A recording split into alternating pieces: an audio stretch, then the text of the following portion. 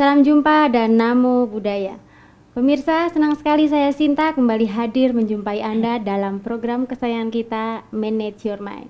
Dan seperti biasa, saya sudah ditemani dengan narasumber kita, yaitu adalah Ibu Brenda. Selamat malam Ibu. Selamat malam. Gimana Namo kabarnya Namo Buddhaya? Baik, baik. Gimana perjalanannya dari Jakarta atau mungkin Ibu sudah lama ada di Malang? Seminggu di Malang. Sudah seminggu di Iya. Malang ya. Jadi senang sekali kita dapat kesempatan berjumpa dengan Ibu.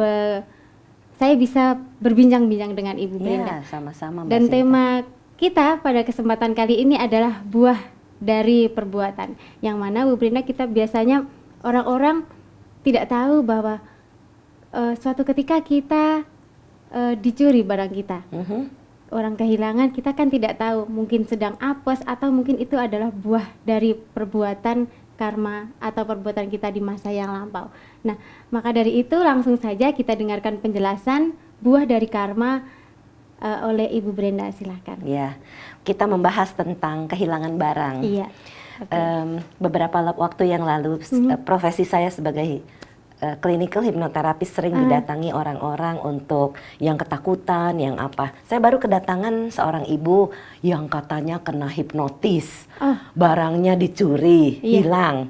Saya jelaskan pada ibu itu bahwa bukan hipnotis, tetapi itu adalah ilmu sihir dan gendam. Oh gitu. Jadi ceritanya adalah beliau ke pasar, didatangi oleh seorang ibu-ibu, menanyakan tentang banyak hal, minta diantar ke salah satu toko obat.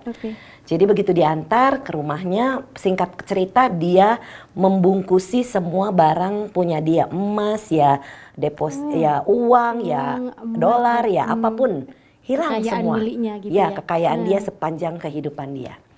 Dan dia bingung. Begitu sedih dan ketakutan, dia masih ketakutan ke pasar. Jadi ceritanya saya bilang, ibu harus mengerti bahwa ini adalah perbuatan buah dari yang lalu, mungkin bukan dalam kehidupan ini, tapi mungkin dari kehidupan sebelumnya. Dia bilang, iyalah apalah, pokoknya saya mau membuang rasa takut saya. Jadi saya bilang, kalau ibu mau membuang, ibu harus mengerti apa penyebabnya. Jadi kebetulan beliau itu bukan Buddhis. Dan saya bilang, ya udah kita open, saya menggali. Bisa ditebak kehidupan lalunya sebagai apa? Sebagai seorang tukang copet di India tahun 1700-an sekian. Iya. Dan sepanjang kehidupan orang itu, dia kerjanya mencopet. Mencopet mungkin ya namanya di India tahun 1700-an susah. Jadilah dia mengambil barang-barang, dia sering ke pasar. Ngambilin, mencuri makanan, mencuri apa aja yang dia bisa. Ya, apa aja yang bisa dia curi. Sepanjang kehidupan itu satu kehidupan. Dan ternyata dia mengerti, oh ternyata kalau saya mengambil punya orang, inilah perbuatan yang saya terima. Iya Bu, sama dengan hukum tabur tuai, itu adalah hukum karma, ini adalah hukum alam. Siapapun akan menerima buahnya kalau pernah melakukan sesuatu sebelumnya. Siapapun itu, siapapun, baik itu Buddhis yang percaya ataupun tidak percaya. Baik percaya maupun tidak percaya, inilah hasil dari perbuatan yang kita terima sekarang dari apa yang pernah kita lakukan. Mungkin bukan dalam kehidupan sekarang. Kenapa misalnya bertanya, kenapa ya Bu dalam kehidupan ini saya jadi orang baik-baik, tapi kok kayaknya saya sial terus, seperti yang tadi disebutkan. Saya bilang, lah kehidupan ini kan bukan cuma kehidupan sekarang. Banyak sekali perbuatan-perbuatan kehidupan lalu, di mana kita banyak melakukan perbuatan-perbuatan buruk. Jadi kalau misalnya kita mendapat sial sekarang, mungkin juga bisa jadi itu adalah buah dari tidak hanya di masa sekarang tapi juga di masa yang lampau. Betul. Kalau misalnya itu perbuatan baik, misalnya kita ada orang itu bisa dikatakan sudah kaya, tapi kenapa dia juga masih dapat hadiah yang melimpah, dapat undian, dapat menang apa-apa. Nah itu kalau kayak gitu, itu juga bisa dikatakan buah dari karma perbuatan. Dia sering berdana, memberikan sesuatu kepada orang yang membutuhkan, berdana kepada biku sangga, berdana kepada siapapun, misalnya dimanapun kita punya kesempatan berbuat baik, lakukan itu. Kita berdana memberikan makanan kepada biku yang paling bagus, Yang kepada paling pemuka bagus, iya. agama, itu kita akan mendapatkan pahala atau berkahnya kembali, kita tidak akan kekurangan makanan. Oke. Itu otomatis. Saya pernah berdana makanan pagi-pagi, Mhm. siangnya saya langsung diundang makan oleh teman Oh, saya. ya? Padahal Oh. kita nggak ada rencana. Iya, iya. Nah seperti itulah. Oke. Cepat sekali buah itu kadang berbuah dalam kehidupan sekarang, kadang bukan. Oke, jadi tidak bisa kita tidak bisa dibilang bahwa sekarang kita berbuat hari ini ataupun besok dalam kehidupan saat ini juga kita akan menerima. Bisa jadi itu di kehidupan yang akan datang kita Betul. akan menerima. Oke, Iya. jadi apa yang kita apa yang kita lakukan pada hari ini saat ini itu akan berbuah di masa yang akan datang. Betul, Seperti itu. betul. Nah, kalau seandainya kita sakit, Bu, Mhm. kita menerima bukan musibah ya, jadi semacam penyakit yang tak kunjung sembuh. Nah, itu bagaimana, Bu? Penyakit tak kunjung sembuh ini ada hubungannya dengan pembunuhan. Oke. Kalau orang yang umurnya pendek, Mhm. kalau orang yang penyakitan, itu pasti dulunya pernah membunuh. Oke. Mungkin dalam kehidupan sekarang, mungkin di kehidupan lalunya, pasti dia membunuh. Tergantung besar kecilnya penyakit, itu ada hubungannya dengan besar kecilnya makhluk yang dibunuh. Oke. Jadi kalau misalnya kita pernah membunuh orang dulunya, Mhm. bukan dalam kehidupan sekarang nggak pernah membunuh apapun. betul. Nyamuk nggak pernah nggak pernah ditepok, semut nggak Semut pernah nggak pernah. dipencet. Mhm. Tapi kenapa penyakitan? Nah ini buah dari yang lalu.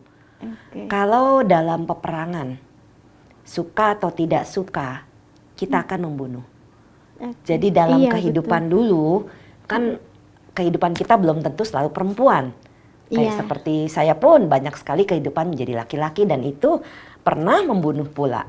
Oh ya? Menjadi prajurit pernah, menjadi jenderal pernah. Nah itu karena itulah buah dari perbuatan yang lalu itu membuat umur bisa pendek, membuat penyakitan. Makanya sekarang kita berusaha menolong. Oke. Menolong makhluk-makhluk yang menderita, mengobati binatang-binatang, mengobati orang. Kalau ada orang sakit, kita berikan dana dan kita limpahkan itu. Semoga apa yang saya lakukan ini menetralisir, tidak bisa menghapus. Oh, tidak bisa menghapus. Menetralisir karma-karma buruk yang pernah saya lakukan. Oke. Kalau bisa dinetralisir itu, tapi kan kita juga akan tetap Menerima tetapi hasilnya. tidak parah. Oh gitu. Misalnya kena kanker, Oh, nah. sembuh. Iya, Ada pula orang kanker meninggal. iya. Jadi kalau itu sembuh, itu adalah ada juga hasil perbuatan baik. Kita memberikan obat-obatan, kita memberikan bantuan keuangan mungkin kepada orang sakit. Itu ada buahnya. Kita tidak perlu berharap, oh kapan ya buahnya berbuah. Iya. Jangan mengharapkan. Pada saat waktunya timbul, tepat itu akan berbuah. Otomatis. Jadi makanya kita kondisikan banyak-banyak berbuat baik. Oke, kalau misalnya kita banyak berbuat baik, kita juga pasti timbunan karma baik di masa yang lampau akan cepat berbuah juga. Aha. Oke, begitu. Betul. Nah, kalau misalnya begini Bu Brenda, kalau misalnya kita tidak sengaja membunuh seperti kemarin saya melakukan perjalanan naik mobil, kita sudah dalam posisi jalanan sepi, kita ngebut kenceng naik mobil, di tengah jalan ada ular. Ada ular, nah kita tidak sengaja melindas ular itu. Nah, kemudian itu nanti apakah itu juga akan berbuah di masa yang akan datang? Selama tidak ada keinginan untuk membunuh, Oke. itu ada syarat. Membunuh itu ada syaratnya. Ada keinginan, ada makhluknya, Ada Makhluk makhluk yang hidup. akan dibunuh. Iya. Oke. ada senjata, Mhm. terjadi perbuatan pembunuhan itu, makhluk itu meninggal atau mati. Mhm. Itulah syarat pembunuhan. Kalau binatang ular itu terlindas tanpa disengaja, tidak ada niat. Tidak ada, oh gitu ya. Ya betul. Karma tidak seberat kalau ada niat. Kalau ada niat, ditusuk Awas begitu ya. gitu ya. Aha. Itu lebih berat Oh gitu. karmanya daripada tidak sengaja. Kalau tidak sengaja, ya perbuatan penyakitnya itu tidak parah atau mungkin tidak berbuah karena tidak ada niat itu. tadi. Oke. Nah, kebanyakan orang itu mengatakan begini, kamu jangan membunuh sapi, nanti dia akan di kehidupannya akan datang kamu bisa terlahir sebagai sapi. Kamu jangan bunuh semut karena besok di kehidupannya akan datang kamu jadi semut. Nah, apakah itu betul atau tidak, Bu Brenda? Oke. Kebetulan saya pernah bermeditasi dan mengetahui kehidupan lampau saya sebagai seperti bison, seperti sapi besar itulah. Dan ternyata memang sebelum kehidupan itu saya pernah membunuh binatang itu. Jadi itu yang saya pribadi alami. Jadi kalau itu dari buku dan ada penjelasan tentang itu, saya merasa itu kemungkinan besar iya, karena itu terjadi pada saya pribadi. Jadi itu saya dapatkan dari meditasi bahwa saya menjadi binatang itu karena kehidupan sebelumnya pernah menjadi binatang itu. Iya, ya baik. Kita tunda sebentar, Bu Brenda. Ya, baik pemirsa, Anda jangan kemana-mana karena setelah pariwara yang berikut ini kita masih akan berbincang-bincang yang lebih seru lagi. Jadi tetap di Manage Your Mind. Terima kasih Anda masih di Manage Your Mind, dan pemirsa, tema kita pada kesempatan kali ini adalah buah dari perbuatan. Nah, seperti yang telah kita bicarakan tadi, saya dengan Bu Brenda tadi membicarakan tentang pencurian, pembunuhan, kemudian bagaimana orang bisa sakit-sakitan pada masa sekarang. Ternyata di kehidupan yang lampau bisa jadi itu adalah perbuatan-perbuatan buruk di masa yang lalu, begitu ya Bu Brenda ya. Nah, kemudian saya pernah membaca buku ini, Bu Brenda, tentang pembunuhan juga kebetulan. Jadi kamu seperti yang tadi saya ucapkan, kamu jangan bunuh semut biar kamu tidak jadi semut, kamu jangan bunuh sapi biar besok tidak jadi sapi. Kalau misalnya seperti itu, hasilnya membunuh sapi besok jadi sapi, kan orang bisa berpikiran, wah mending aku bunuh presiden saja biar besok saya jadi presiden. Mending kita bunuh jenderal saja biar besok jadi jenderal. Nah, itu bagaimana, Bu Brenda? Oke, itu tadi ada syarat 4 pembunuhan yang sudah kita diskusikan. Kalau tadi juga saya sudah bicarakan penyakit kita itu ada hubungannya dengan besar kecilnya sesuatu yang kita bunuh. Pembunuhan manusia ini adalah pembunuhan yang berat. Itu yang membuat penyebab menjadi penyakitan atau umurnya pendek. Jangan berpikir membunuh presiden akan menjadi presiden, karena buahnya itu malahan menjadi penyakit dan atau umur pendek. Mungkin dua-duanya. Misalnya ada anak kecil, kenapa baru 5 tahun kok sakit tertentu, meninggal pula. Yaitu adalah buah dari perbuatan lampaunya. Sehingga dengan begini kita mengerti, kita membantu jangan sampai membantu diri kita sendiri. Jangan sampai kita melakukan pembunuhan tapi kita bantu orang-orang, kita bantu makhluk melepaskan. Makanya di luar-luar itu suka ada pelepasan ya, yang dinamakan dengan, ada yang menyebutnya dengan fangsen, ada yang menyebutnya dengan pelepasan binatang. Itu membantu kita supaya makhluk-makhluk itu, kalau kita pernah membunuh, kita membantu melepas, itu ada penetralisir, tidak bisa habis. Tapi menetralisir sehingga mau penyakit, misalnya karena kanker, sembuh. Bukannya berarti kena kanker meninggal. Nah, jadi kita membantu fungsi pelepasan itu. Tetapi kalau karma buruk begitu banyak diperbuat di kehidupan lampaunya, walaupun kita fungsi pun, itu ada penetralisir dalam kehidupan dia mendatang. Kalau dia tidak sembuh malah meninggal. Karena begitu banyak perbuatan buruk yang pernah kita lakukan sebelumnya. Begitu ya. Jadi tidak bisa kita netralkan pada saat ini juga berarti ya Bu. Ya mungkin bisa jadi tergantung kapan waktu karma itu akan berbuah. Tepat tidaknya. Karena ada kondisi.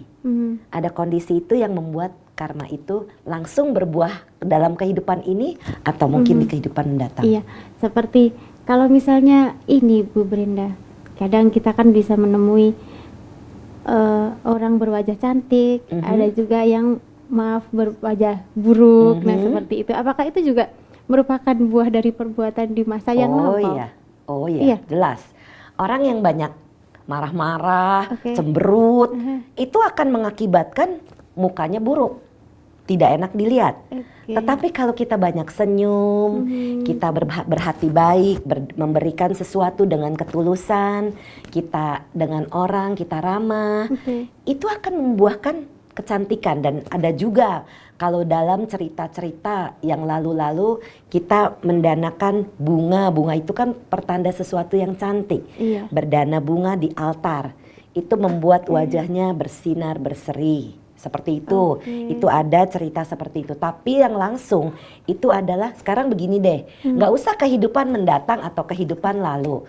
Kalau saya pasang muka asem, Iya. apa muka saya kelihatannya bagus? Oh tidak. Iya, tapi kalau saya senyum, saya memancarkan kebahagiaan, membagi kebahagiaan buat seputar, tentunya orang akan melihat itu. Oke. Dari pancaran wajah kita bisa terbaca. Gitu ya. Langsung itu kalau itu, Iya, itu betul. langsung terlihat. Jadi tapi kalau kita begitu banyak marah-marah, emosian, kelihatan. wah itu mukanya jadi jutek. Iya, oke. Oke, saya jadi kepikiran ini Bu Brenda. Saya kembali ke function tadi ya. Aha. Kita biasa pelepasan binatang itu burung Ya, atau mungkin ikan. Nah, kalau seandainya saya pernah baca atau melihat salah satu di tayangan televisi gitu, saya lupa. Di India itu yang dilepas bukan binatang-binatang seperti itu, tapi binatang seperti sapi, seperti kerbau. Nah, apakah besar kecilnya binatang itu juga menentukan kita bisa menetralisir atau tidak besar tidaknya kita menetralisir perbuatan buruk kita? ya tentunya kalau kita pernah seperti yang saya alami, saya pernah membunuh binatang besar seperti bison itu, dan saya ternyata mengalami kehidupan seperti itu.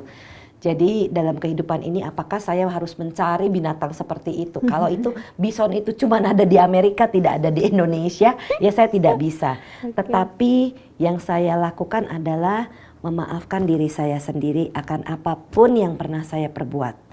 Karena dengan pemaafan juga dengan pelepasan binatang, apapun yang kita bisa lepaskan kita lepaskan. Yang paling bagus itu binatang mau dipotong, kita beli, kita selamatkan, kita lepaskan. Apapun itu bentuknya. Oh gitu ya. Jadi misalnya seperti tadi mau melepaskan sapi, lah ya cari lahan yang bisa dia hidup, yang dia bisa makan rumput, misalnya di daerah yang terbuka, di mana itu bisa membantu dia supaya hidup. Nah ini kita membantu kita pula menetralisir karma-karma buruk. Ya. Tapi kalau misalnya di Indonesia ya Bu ya, kita melepaskan sapi misalnya di tanah lapang yang banyak rumputnya, tapi kan orang kan bisa saja orang lain menangkap dan kemudian membunuhnya lagi. Seperti itu gimana Bu? Kalau begitu itu ada juga buah karma dari si sapi itu. Oh gitu. Jadi memang sekarang begini, kita bantu dia lepas. Kita sudah membantu dia melepaskan jiwa dia dari yang mau dibunuh, ya. Kita lepaskan dan dia tertangkap. Nah, kehidupan binatang itu kan biasanya memang ditangkap untuk dibunuh. Iya. Ya, kalau memang itu kejadiannya itu sudah karmanya si sapi, waktunya sudah matang, dia harus meninggal dalam kehidupan sapinya itu. Dengan demikian dia bisa, semoga dia terlahir kembali ke tempat yang lebih bahagia. Mungkin di alam manusia, mungkin di alam-alam bahagia, alam-alam dewa, alam-alam Brahma, seperti itu. Oke, tapi yang jadi pertanyaan saya di kepala saya nih Bu, apakah kita bijaksanakah kita juga melepas binatang-binatang seperti itu? Karena kita akan lebih menyengsarakan mereka, seperti misalnya kita function, contohnya burung kakak tua. Burung kakak tua di zaman sekarang kan sudah susah sekali untuk mendapatkan makanan. Nah, kalau misalnya kita function burung itu, bukankah kita akan malah akan membunuh binatang itu? Gitu. Function burung itu lakukan di tempat seperti hutan yang terbuka, maksudnya yang dia bisa mencari makan. Jangan function di padang rumput, di padang pasir yang nggak bisa dia makan. Lah itu sama juga menyengsarakan dia, betul. Tapi kalau kita seperti saya, kalau saya sering function itu, saya lepasnya di Monas misalnya. Di Monas itu kan taman banyak pohon-pohon. Nah itu saya bawa, saya beli burungnya, saya minta abangnya, bang kasih makan. Jadi sepanjang perjalanan dari tempat belinya sampai ke Monas, itu saya burung kan sempat makan. Iya. Dan pada saat saya lepaskan, saya buka pula boxnya. Jadi kalau masih ada yang belum cukup makan, mereka masih bisa makan. Sudah itu mereka terbang. Oh gitu. Jadi kita lepaskan di tempat yang dia bisa cari makan dan dia bisa hidup. Jangan lepaskan, kita tidak misalnya bisa. Ikan tawar dilepas di laut lah ya mati, jangan. Jadi melihat pula kondisi di mana binatang itu bisa hidup. Oke, jadi tidak bisa kita sembarangan. Betul. Sembarangan melepas seperti itu. Ya. Nah, kemudian kalau ini Bu Brinda, saya sekarang terlahir sebagai perempuan. Bisa jadi kan Ibu tadi mengatakan di kehidupan yang lampau saya bisa saja jadi laki-laki, mungkin juga jadi binatang juga bisa. Nah, apakah yang buah karma apakah yang saya lakukan di masa yang lampau sehingga saya bisa terlahir sebagai perempuan seperti sekarang? Oke. Kadang orang punya sifat iri. Oh, iya. Atau keinginan. Bukan kadang, Bu. Memang biasanya memang ada, Bu, kalau kayak gitu. Sekarang misalnya saya melihat contoh siapa ya yang saya melihat seseorang yang begitu luar biasa saya kagumi, enak ya dia jadi laki-laki. Keinginan itu akan bisa membawa kita ke sana. Karena keinginan sekecil itu ya, Bu ya? Bukan cuma keinginan kecil, karena ada rasa iri, ada misalnya nih seseorang kita iri pada atau marah pada perempuan atau apa, saya nggak suka dengan keadaan saya seperti ini. Semakin tidak suka semakin jadi. Jadi kita istilahnya ya apapun yang kita sudah jadi perempuan ya sudah kita terima. Karena ada masa-masa di mana kehidupan lalu kita ini, contoh, kenapa dalam kehidupan seseorang itu bisa menjadi perempuan, bisa menjadi laki-laki? Itu tentu ada perbuatan karma yang mendorong laki-laki dan perempuan itu. Jadi pada saat misalnya kita dalam kehidupan sekarang, istri kita melahirkan, menjaga anak di rumah, harus membesarkan, tapi banyak bapak-bapak yang berpikir enak bener, diem-diem uncang kaki di rumah, saya yang capek kerja. Dia berpikir seperti itu, ada rasa iri di situ. Biarpun dia jadi ada rasa tidak suka sebenarnya, karena dia berpikir jadi perempuan enak, jadilah kehidupan mendatang perempuan. Jadi semacam tekad yang tekad yang tidak dengan diniati begitu. Betul. Ya. Itu bisa menjadikan kita. Dan kalau kita bertekad, semoga dalam kehidupan mendatang perbuatan baik kita cukup untuk menjadi seorang laki-laki. Tujuannya apa? Menjadi perempuan tujuannya apa? Ini ada salah satu kejadian yang menarik kemarin, Bu. Tapi ini dijawab nanti dulu ya, Bu ya.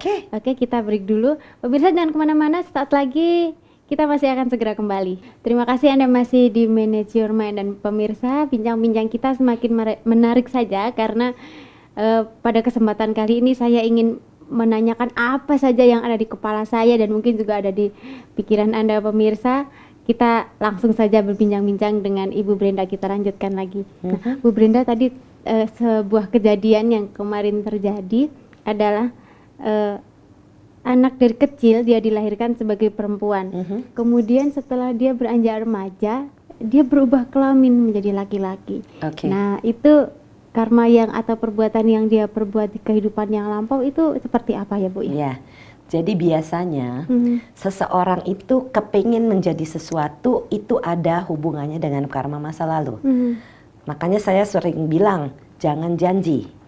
Seandainya sepasang suami istri dalam kehidupan sekarang atau kehidupan lalunya begitu kuatnya, begitu saling mencintai dan berjanji, nanti ya di kehidupan mendatang kita sama-sama jadi suami istri lagi. Siapa yang bisa menjamin dua-duanya jadi satu jadi laki, satu jadi perempuan? Begitu. Yang terjadi adalah karena dalam kehidupan itu dia adalah suaminya dan sekarang terlahir jadi perempuan, dia kepengen jadi laki-laki karena terbawa dari yang lampaunya itu. Karena secara subconscious di dalam bagian dari kesadaran, alam bawah sadar bisa dikatakan seperti itu yang sering salah diterjemahkan dalam bahasa Indonesia, sebetulnya bukan alam di bawah sadar, gimana? tapi bagian dari kesadaran seseorang. Nah, Oke. itu yang membawa seseorang itu karena semua ingatan itu tersimpan sebenarnya. Oh ya, Memori sepanjang kehidupan itu tersimpan di sana. betul. Dan dia mengingat kehidupan lalunya menjadi laki-laki. Jadilah kepengen jadi laki-laki. Rasanya dalam kehidupan ini biarpun raganya perempuan tapi sifatnya seperti laki-laki. Oke. Itu bisa dari dorongan karma masa lalu. Bisa juga dalam kehidupan sekarang. Saat ibunya hamil, ibunya pengen pengen punya anak Anak laki-laki. laki-laki. Jadilah anak perempuan itu tomboy. Karena keinginan si ibu ditangkap oleh si bayi. Oke. Paham ya? Jadi kadang-kadang ini semua bawaan-bawaan dari yang lalu.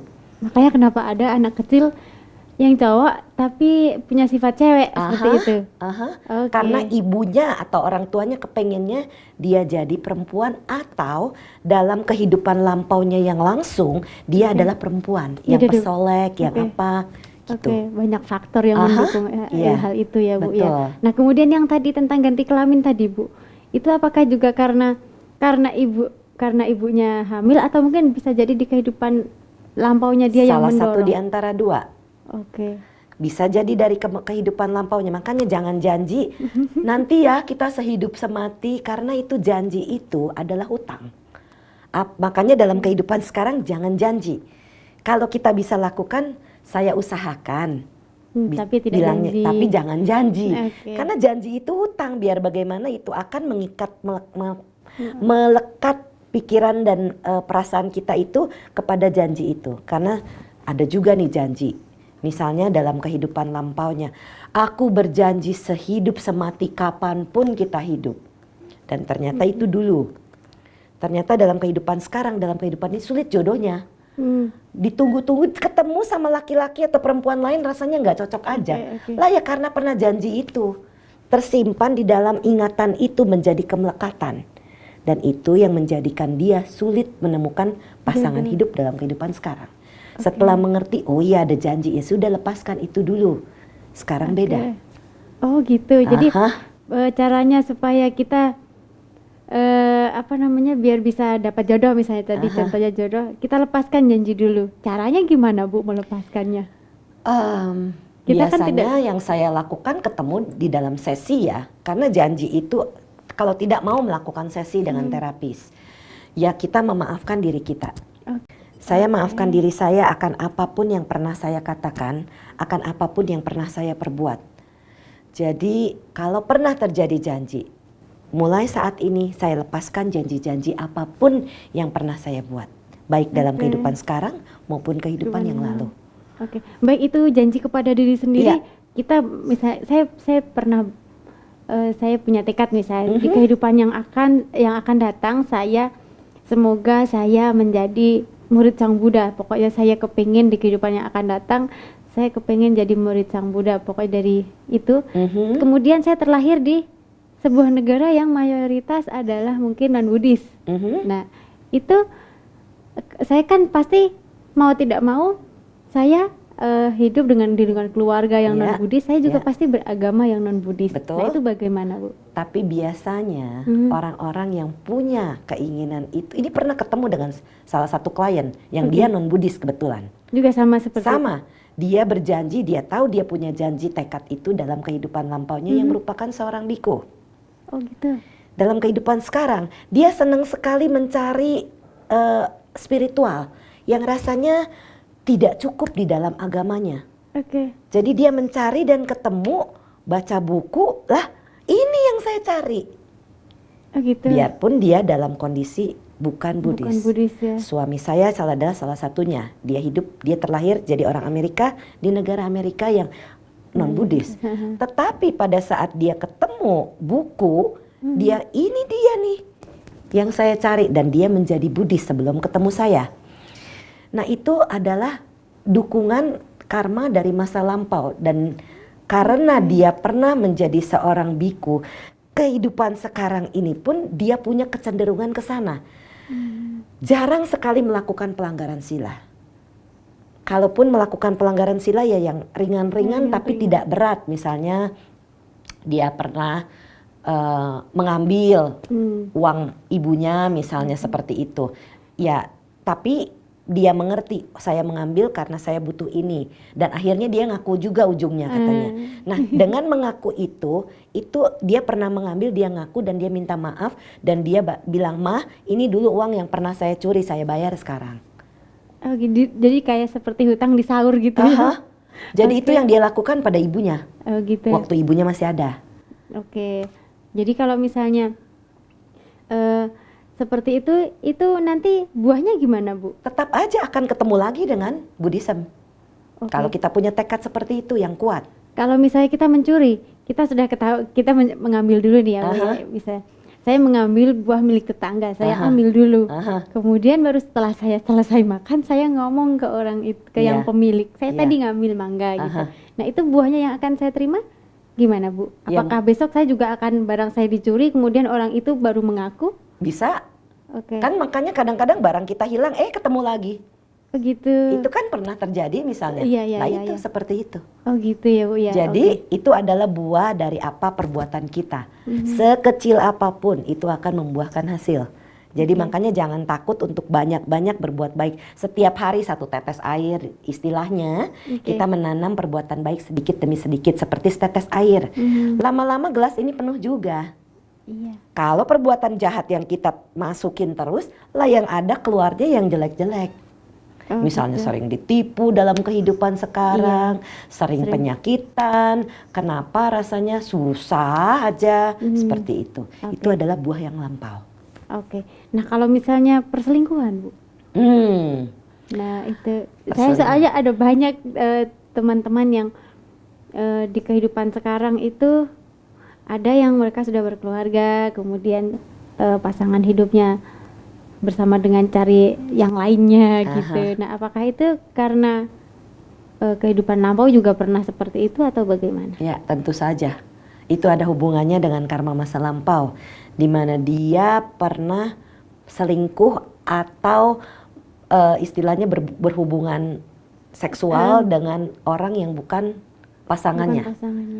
Itu akan bisa membuahkan perselingkuhan. Jadi, di kehidupan sekarang. Ya, membeli tahu lah ya jajan gitu istilahnya. Nah itu pun adalah salah satu perbuatan yang dilakukan, buahnya adalah seperti itu. Diselingkuhi oleh pasangan. Oh gitu. Kalau misalnya sering kali seperti misalnya masa zaman sekarang kan anak-anak masa pacaran, giliran pacaran juga diselingkuhi, giliran sudah menikah ketemu suaminya juga diselingkuhi. Nah seperti itu juga bisa jadi mungkin dulu dia selingkuh terus gitu ya, Bu ya. Atau dia jajan atau dia berhubungan itu dengan istri atau suami orang. Makanya jangan melakukan itu supaya tidak terjadi. Iya, pemirsa jangan ya pemirsa ya. Nah, kemudian kalau misalnya ini, Bu, dia menikah, kemudian terjadi perceraian dalam kehidupannya sekarang. Nah, itu yang diperbuat di masa lampaunya seperti apa? Atau mungkin dia bisa jadi dulu juga pernah di masa yang lampau dia juga pernah bercerai, atau memang mungkin belum ketemu jodohnya, Bu? Ya, ini ada hubungannya dengan hukum karma tentunya kalau ada jodoh dan perceraian. Perceraian ini kalau tidak ada rasa benci, dendam, sakit hati, kemarahan, itu tidak menjadi masalah dalam arti memang karma itu sudah berbuah dan sudah selesai. Dan itu istilahnya terpotong dalam kehidupan sekarang. Selama tidak ada rasa benci, dendam, sakit hati. Karena kalau masih ada benci, dendam, sakit hati, cerai pula. Nyambung lagi nanti di kehidupan mendatang. Capek. Ya. Jadi apapun perasaan kita dengan orang-orang, jangan ada rasa benci, dendam, sakit hati, kemarahan, kebencian. Semuanya itu usahakan jangan. Kalau kita mau menyetop hubungan kita, ya sudah kita rela, pasrah dan berkata, saya membayar apa yang pernah saya lakukan mungkin di kehidupan lalu bersama dia. Saya minta maaf. Di hati yang paling dalam tulus. Jangan lagi ada rasa benci, dendam, sakit hati dan segalanya. Tapi itu kan susah, Bu. Susah, betul. Susah. Kita kadang-kala ini. Tapi kalau kita melihat ke dalam batin, kita dengan tulus kita memaafkan diri kita dan tulus memaafkan orang itu, siapapun yang pernah menyakiti kita. itu akan selesai. Begitu siapapun itu. Ya. Oke. Karena hubungan kita ketemu dengan seseorang itu pasti ada hubungannya sebelumnya. Karena belum selesai ketemu lagi. Begitu terus muter-muter. Sampai kita tidak ada rasa apapun dengan orang-orang seputar kita. Yang ada malah kita membagi kebahagiaan kita buat orang-orang seputar kita. Oke, jadi kalau misalnya misalnya Bu Brenda membagi dengan kebahagiaan dengan saya, bisa jadi di kehidupan yang akan datang saya tidak bisa ketemu lagi sama Bu Brenda gitu juga. Well, tergantung. Kalau karma itu tidak kuat, tidak ada hubungannya ketemu. Tapi kalau karma itu kuat, akan ketemu. Oke, ya baik. Kita tunda dulu. Pemirsa, jangan kemana-mana karena sesaat lagi Manage Your Mind akan segera kembali. Terima kasih Anda masih bersama kami dalam acara Manage Your Mind. Dan pemirsa masih bersama Ibu Brenda yang pada kesempatan kali ini sudah meluangkan waktu untuk bisa berbincang-bincang bersama saya. Nah, baik Bu Brenda. Kalau misalnya tadi tentang perselingkuhan ya Bu Brenda ya, kalau misalnya kita dihianati siapapun itu, mungkin juga dari keluarga, apakah itu juga ada unsur di kehidupan yang akan datang? Yang masa yang lalu, maaf ya. Tidak lari. Biasanya keluarga itu terlahir bersama kita, dia lagi. Oh gitu. Nggak beda jauh-jauh. Misalnya bapak, ibu, anak, kakak, itu semua tidak lari, suami, istri, tidak lari-lari dari yang lalu. Karma belum selesai, nyambung lagi. Karma belum selesai dalam sekarang, nyambung lagi. Itulah yang menjadi kemelekatan dari satu kehidupan ke kehidupan berikutnya. Terus muter-muter. Karena karma ini kalau belum selesai, dia akan terus begitu, keluar lagi. Caranya memotong gimana Bu? Biar Memotong kita karma, misalnya tidak ketemu lagi sama orang jangan itu. ada rasa benci, dendam, sakit hati, kemarahan, kebencian. Tidak boleh ada. Siapapun itu berarti. Kepada siapapun. Jadi kalau misalnya kita sama orang tua, kadang kita dimarahin sama orang tua, kita kan jengkel. Nah, bisakah di kehidupannya akan datang saya juga jadi anaknya orang tua saya di masa sekarang? Mungkin kalau masih terus rasa jengkel, kesel, benci, nah itu akan nyambung lagi.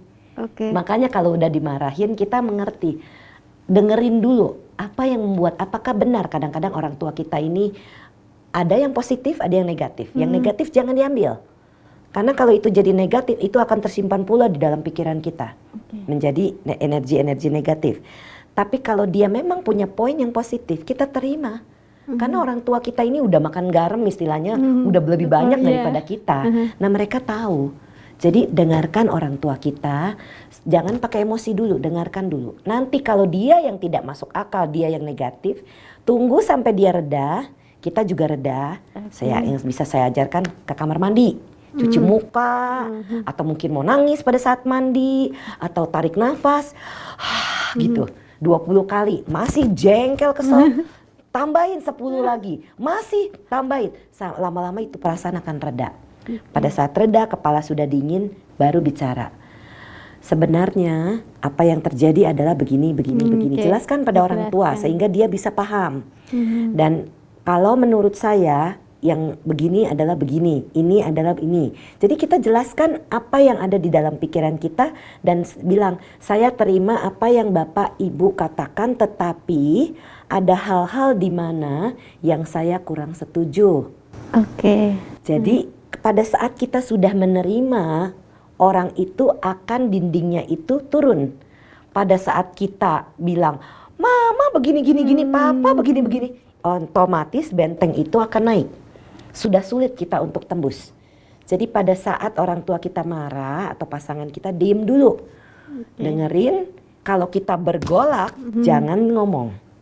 Jangan menjawab. Kita pergi dulu ke kamar mandi. Kita lepaskan dulu kekesalan itu. Sudah reda, baru bicara dengan orangnya. Kepala dingin.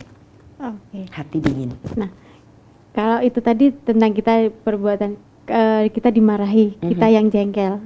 Kalau seandainya itu bukan karena itu sebuah kemarahan, jadi misalnya begini Bu Brenda, ada perbuatan buruk salah satu anggota keluarga kita yang itu seperti kebiasaan, dan itu menimbulkan ketidaksukaan di antara keluarga itu, baik mungkin itu orang tua dengan anak atau mungkin kakak dengan adik dan seperti itu. Nah, Dan salah satu ini apakah juga harus melepaskan, sementara kadang kebiasaan itu terus diulang terus sehingga kita jengkel dan jengkel dan jengkel dan jengkel. Nah, seperti itu. Apakah itu juga kita juga harus melepaskan? Susah Bu melepaskan jengkel itu kita masalahnya tahu gitu loh, Bu. orang itu berbuat itu pasti ada sebabnya. Sebabnya itu bisa digali lewat hipnoterapi atau meditasi. Jadi itu bisa. Jadi bisa mengetahui, oh karena itu saya berbuat seperti ini. Setelah mengerti kenapa penyebabnya, itu akan bisa melepaskan. Jadi kalau dia belum bisa melepaskan, dia harus mengerti dulu. Kenapa ya kira-kira kamu begini ya? Tanpa emosi, tanpa ego kepada saat mau ngomong sama dia. Nggak tahu memang udah begini misalnya. Iya seringnya gitu. Kalau dia tidak mau berubah, ya memang sudah tabiatnya begitu. Yang kita bisa lakukan ya sudah, memang orangnya begitu ya sudah. Mau bagaimana lagi? Jadi kita yang harus bisa lebih legowo lah gitu. Iya, kita yang harus bisa menerima.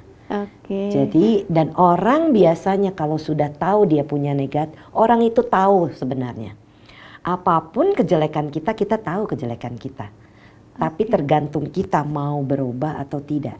Siapapun kalau mau berubah pasti bisa berubah. Jadi siapapun itu, baik itu orang tua kita, kita harus bisa siap menerima apapun itu. Yang pertama kali kita memaafkan diri kita dulu. Tapi kadang kita juga tidak bisa memaafkan diri kita. Karena terbiasa memaafkan orang, tidak biasa memaafkan diri sendiri. Ini pentingnya supaya tidak ada rasa bersalah.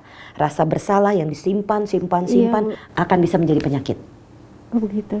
Saat orang stres, larinya ke lambung. Kenapa orang bisa sakit mah? Karena stres, dipikirin, nggak bisa keluar. Nah, jadi sakit lambung. Orang mah itu tidak lari dari pikiran-pikiran dia yang tidak bisa dia keluarkan, seperti per. Saya sering bilang, jangan perasaan-perasaan itu ditekan seperti per, satu hari dia akan mental. Jadi kalau kita ada rasa marah, kesal, ya kita tahu kenapa kita marah sama orang ini. Kita mengerti dulu, menyadari. Kalau kita sudah mengerti dan menyadari, kita akan maklum. Oh ternyata dia itu begitu karena masa lalunya sama orang tuanya bagaimana. Waktu kecil dia pernah trauma seperti itu. Jadi itu akan terbawa terus sampai dia sendiri menyadari. Jadi kadang-kala juga kita juga melakukan suatu perbuatan yang sangat konyol gitu. Itu kadang kita, kenapa ya tadi kok saya berbuat seperti itu di hadapan banyak orang misalnya kayak gitu. Jadi tidak bisa memaafkan diri sendiri seperti itu. Kadang-kala itu sering kali terjadi.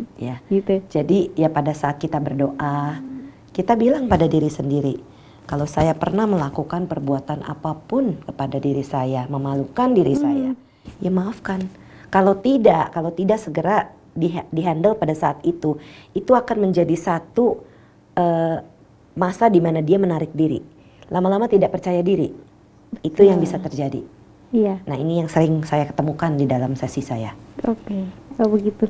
Kalau saya dulu pernah ini Bu, saya belum pernah hipnoterapi. Saya belum pernah ikut ke sesi hipnoterapis ya, hipnosis ya Bu ya. Nah kemudian saya dulu pernah wipasana. Saya pernah menemukan suatu hal yang konyol dalam diri saya. Saya marah sama diri saya tentunya. Saya pegang, waktu itu saya pegang botol minuman. Saya remas, itu saya jengkel, saya remas. Sudah selesai, pelan hilang. Dan sampai sekarang saya kalau ingat kejadian itu tidak ada rasa bersalah, tidak ada rasa apapun. Apakah itu juga bisa dijadikan salah satu obat atau cara untuk menghilangkan kejengkelan? Apapun yang membuat kita melepaskan dengan cara tidak melukai orang lain. Kalau itu yang diperes adalah yang direjeng itu adalah botol minuman, itu tidak menyakiti siapapun. Tapi yang sering terjadi adalah kita menyakiti orang-orang yang menyayangi kita seputar kita. Jangan lakukan itu kepada keluarga, sahabat, itu akan menjadi luka. Jadi kalau itu mau dilakukan misalnya merejeng itu botol tadi dan rasanya sudah lega, artinya tidak ada lagi rasa bersalah. Dan terlepaslah dari masalah. Begitu cara melepasnya seperti itu ya. Bisa, itu salah satunya. Oke, iya. Baik. Hobi adalah ya. salah satu yang baik untuk menyalurkan.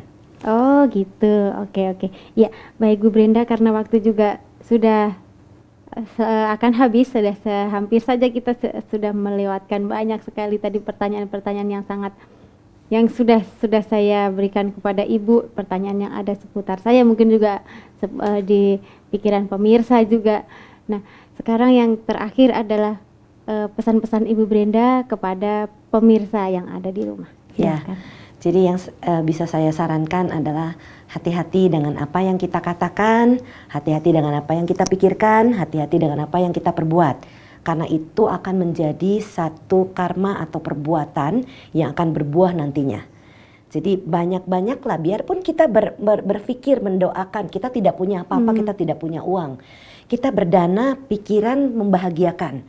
Dalam arti semoga apa yang saya perbuat sekarang ini membantu orang-orang untuk merasakan kebahagiaan. Baik yang terlihat maupun yang tidak terlihat. Kadang-kadang banyak makhluk-makhluk tidak terlihat. Dan mereka ikut berbahagia. Dan itulah salah satu bentuk pikiran dana yang kita berikan. Dengan perbuat kata-kata, hati-hati dengan kata-kata kasar. Karena itu akan kembali lagi pada kita. Jadi kita harus apapun yang kita ingin katakan, kita tahu apa yang ingin kita katakan. Sehingga kita tidak menyakiti siapapun di seputar kita. Jangan menyakiti anggota keluarga atau orang sekalipun kita tidak kenal. Jangan memarahi, memaki, karena itu ada akibatnya. Mulutnya bisa jadi bau, tidak dipercaya. Itu adalah buah dari kita suka marah-marah. Salah satu tadi yang sudah kita bahas, wajahnya tidak cantik misalnya. Itu juga adalah akibat dari suka marah-marah. Jadi itu dari kata-kata dan dari perbuatan.